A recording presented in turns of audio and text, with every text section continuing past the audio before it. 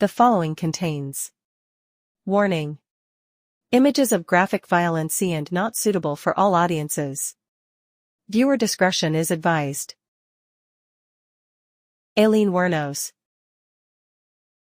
I was just wondering how you're going to be, at 9:30 tomorrow morning. Are you prepared? I'm prepared. I'm all right. I'm all right with it. And how? I'm all right with it, but like I said, remember, let them know that I know that the cops knew who I was. After Richard Mallory died, I left prints everywhere, and they covered it up. And let me kill the rest of those guys to turn me into a serial killer. I know they did, because I was no professional serial killer or anything, or murderer, or whatever you want to call it, It wasn't professional at what I was doing. Eileen, I did some sloppy work, and I left prints. Aileen Wuornos was born as Aileen Carol Pittman on February 29, 1956, in Rochester, Michigan. Her parents, Diane Wuornos and Leo Pittman, divorced before her birth. After Diane, a teen mother, abandoned Aileen and her older brother, Keith, Diane's parents legally adopted the two young children.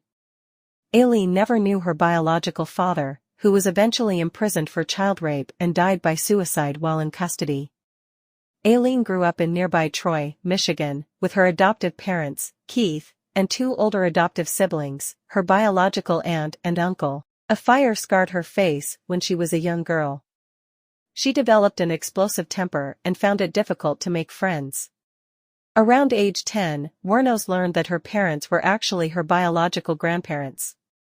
Media reports later drew comparisons between Wuornos and serial killer Ted Bundy, who was also raised, believing his grandparents were his parents for several years. This knowledge added more tension to an unhappy household. Her grandfather Laurie was a harsh disciplinarian who once had Wuornos watch him drown a kitten. Wuornos later stated she was physically and sexually abused by her grandfather and had sexual relations with her brother during childhood.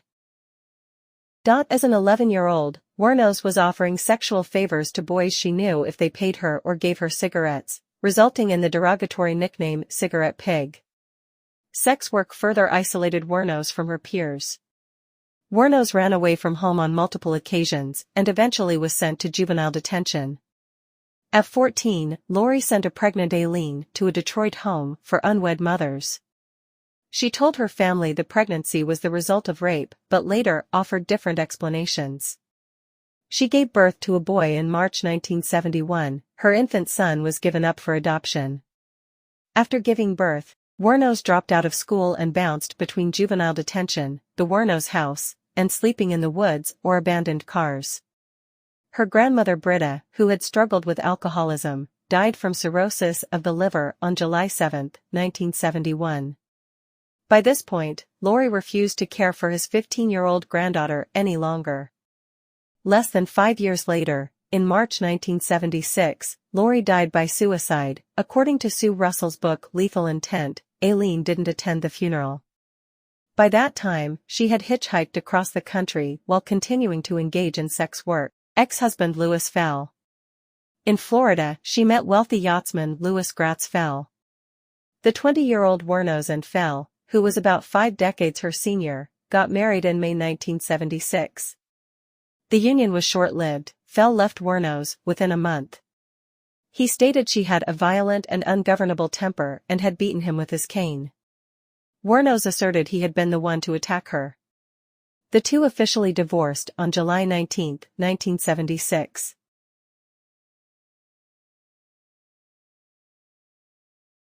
It was only me. Okay. And I'll tell them that, okay? Okay. It's over for me now. No. I'm never gonna We'll see do you it again. now. Get it over with. Yeah. Right this very moment. Yes. Get it over with. All right. Okay? Okay. You can call me back later. All right.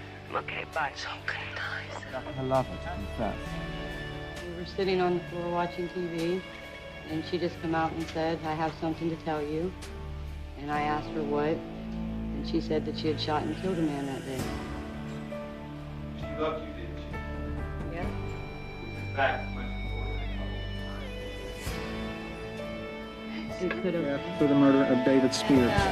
Obviously, I'll be up in heaven while y'all rotting. For these proceedings are now Putting concluded. somebody who was raped to death.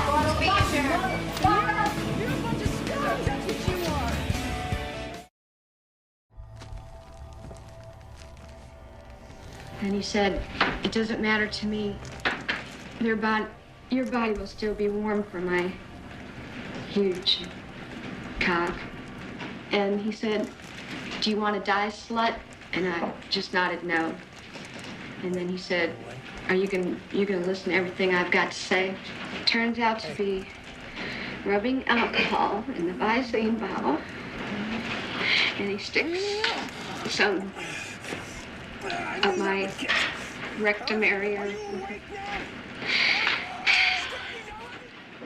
And that really hurt really bad because he tore me up for a while. And then he walked around back to driver's seat beside me, pulled my nose open like this, pulled them open, and he squirt rubbing alcohol down my nose. And I laid down real quick and grabbed my bag.